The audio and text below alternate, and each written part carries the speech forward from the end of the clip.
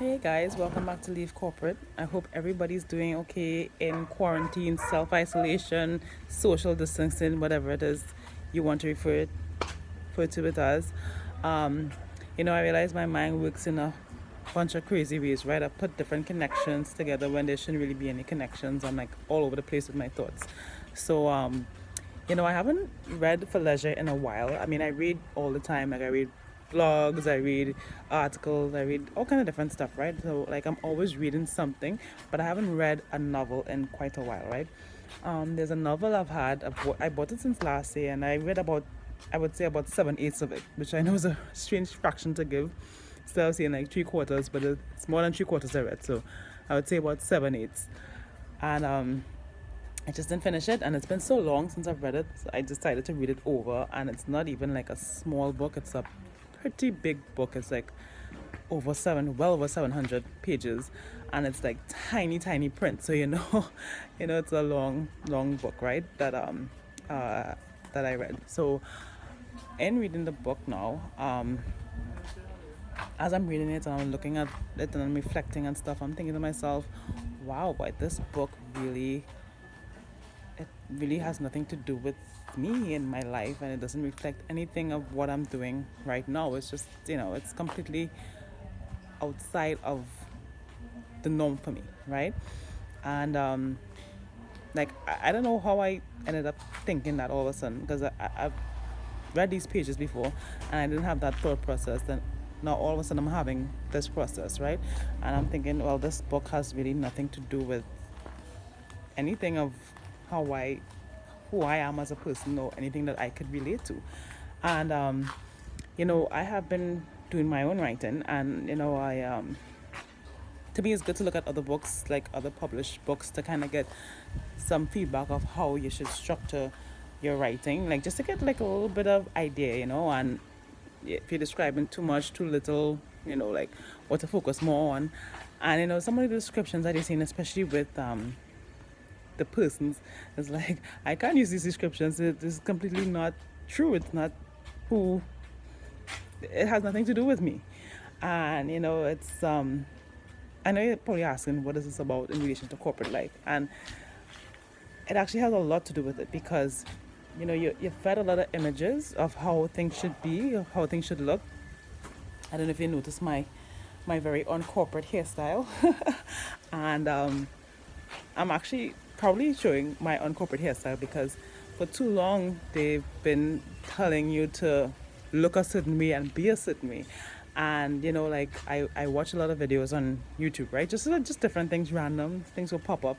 And sometimes you see something and you get obsessed with it, and you watch similar videos and in one shot. And I've been looking at wig application videos, believe it or not. I don't wear wigs, but I don't know. It's like it's so intricate. They do it. They really put a lot of effort into applying these wigs. Melting the lace, as they say. They melt the lace, and it's like amazing, right? Like, these girls are talented, and you know that kind of led me to other videos. It led me to videos of showing girls with severe alopecia.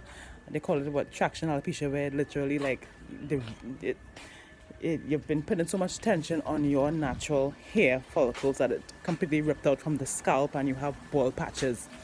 And some women have it really bad. They have no edges, as they say, and it's just really, really bad. So I saw this girl. She had a whole channel talking about her alopecia journey and getting the hair transplant, because that's what they're doing now, getting a transplant to grow back edges or whatever, right? I think her surgery cost like, I don't know, 6,000 US or whatever, which is insane amount of money. And apparently that's like on the cheap side.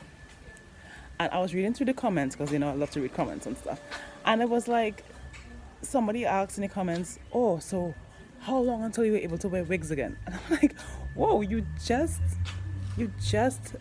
see this girl having this surgery to put back in hair so she could grow back or whatever, because of wearing wigs and weaves and all this kind of stuff, and you're asking how quick you could put it back in again. And then the other comment was like, yeah, how quick, because I had to go to work. And I'm thinking, So you can't go to work if you don't have a wig. I mean, I don't really understand the whole idea, but there's, and I know that a lot of the argument is this is a protective hairstyle, and you know, I don't have to wear a wig, but I want to, and that's fine.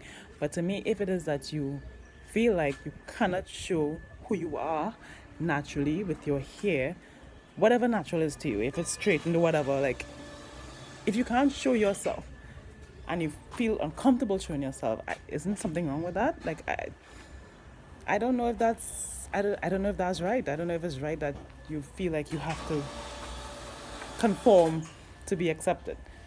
I mean, I've had situations where people told me that, oh, you can't have your hair like that, or whatever.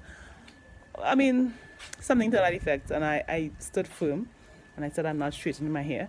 I'm not doing certain things. And I mean, to me, I more or less called their bluff because they weren't going to fire me because they value what I did.